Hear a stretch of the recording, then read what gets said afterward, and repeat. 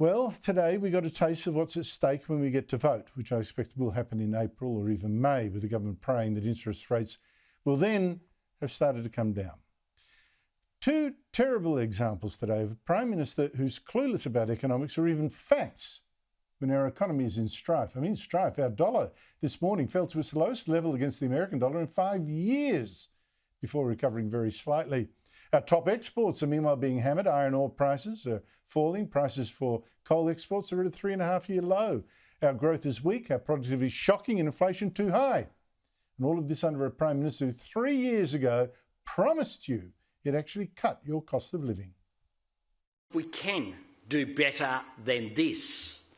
Labor has real lasting plans for cheaper electricity, cheaper childcare, cheaper mortgages, cheaper medicines and Medicare, and for better pay. Instead, as you know, we got the opposite. More expensive electricity. Childcare costs went up 10% in just 1 year. Mortgages, 12 rises since that last election. And all this is in part because this government cannot stop spending and keeps making electricity more expensive with its green schemes. So today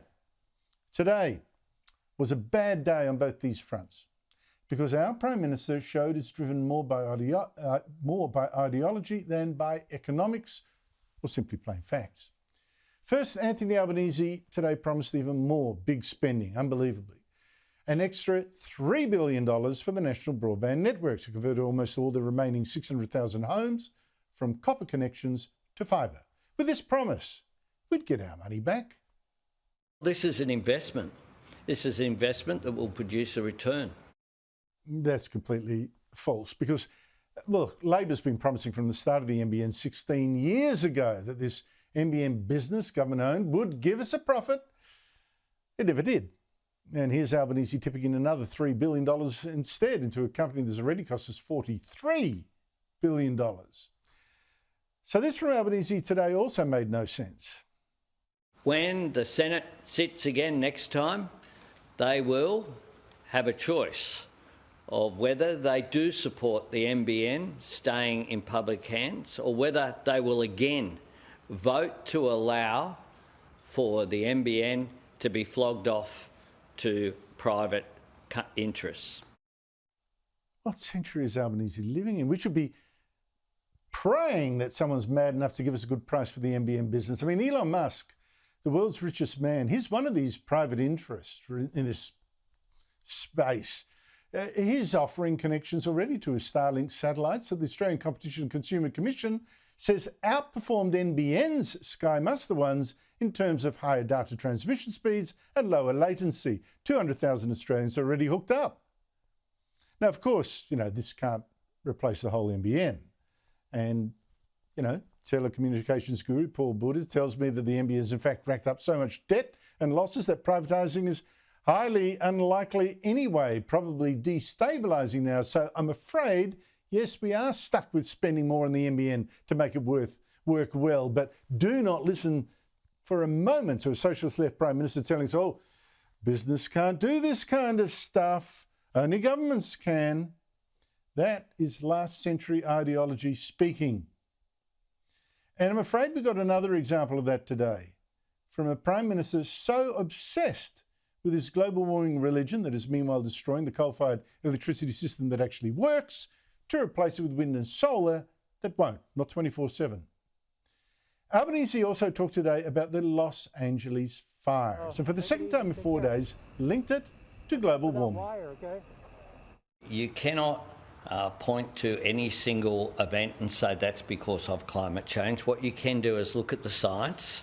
The science has told us recently that we've just experienced the hottest year on record. We are seeing a rise in temperatures, and we're also seeing a rise in the number of extreme weather events. Last week, Albanese even claimed that California's fires showed why we should cut our own emissions. Yet somehow, without the opposition's planned zero-emissions nuclear power stations, so go figure. It's why we can't afford to say, stop acting, don't do anything until the 2040s and we'll build you a nuclear power station. Yes, we indeed have a Prime Minister who thinks Australians can stop fires in California by slashing our own emissions. But even sadder is that He actually thinks these fires are evidence of global warming. Now, it is true that Los Angeles had a very dry 6 months, but that is after 2 record years of rain in Southern California, leaving, unfortunately, more vegetation to burn. And Northern California is meanwhile still getting above average rains. Now, more rain, if that is global warming, isn't that bit of it good? But yes, these fires are being whipped along by very strong Santa Ana winds that often come from inland, sending the flames racing through wooded and hilly areas and onto the coast. So is that bit global warming? Well, not so fast. Researchers concluded in 2019 that all climate change models agree that global warming would suppress these Santa Ana winds. They're still Albanese talking about global warming. The great excuse for incompetent politicians everywhere. Which brings me to this. So why is Los Angeles really burning, and what lesson should we really be learning? Well, investigation is going to work out cause and effect later, but here are some clues. California is the capital of woke. The Los Angeles Fire Brigade has focused a lot on diversity, for instance, like hiring more women. And who cares if some can't actually do the heavy lifting? Here is its diversity chief. Is she strong enough to do this? Or you couldn't carry my husband out of a fire, which my response is, he got himself in the wrong place if I have to carry him out of a fire. But there's more and there's worse. The firefighters have now discovered that fire hydrants in hilly areas in this fire were without water. Out of every fire hydrant you've seen, what have you found? Right now, we're finding most of them are down or low pressure. If you had a hydrant for this building, If we had a hydrant for this building, we might have been able to save the back half. That's in part because pipes to refill 3 big water storage reservoirs weren't built big enough to refill them fast enough in an emergency like this. Plus, a big dam in the Pacific Palisades, the worst hit area, was drained for repairs, also cutting water pressure. And on top of that, Los Angeles Mayor Karen Bass last year cut the Los Angeles Fire Department's budget by $17 million US, despite written warnings by her fire chief, Kristen Crowley, that this would severely limit the department's capacity to prepare for and respond to wildfires. And Chief Crowley said the city leaders had now failed her firefighters in this fire. Since the 3 years that I've been in the seat, I've sounded the alarm to say we need more. This is no longer sustainable. We need to double the size of our firefighters. The growth of this city since 1960 has doubled, and we have less fire stations. The fire department needs to be funded appropriately so that I can look any community member in the eye and say, your LAFD's got your back. And right now you can't? Right now, no.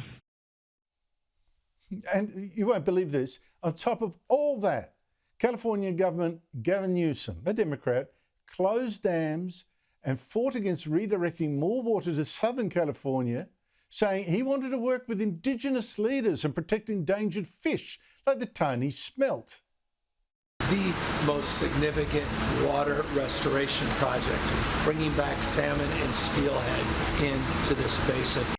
Spoken like Albanese's Environment Minister. Well, some water experts do insist this water wouldn't have made a difference to these fires. We'll find out. But Newsom also slashed funding for wildfire and forest resilience, including fuel reduction burns, by $101 million US last year. But never mind all that mismanagement, all that woke politics, bad infrastructure, the green ideology. For Anthony Albanese, it's just climate change and one more reason to say no to nuclear power. And to say yes to slashing our emissions here, sending electricity prices soaring. How does any of that make sense?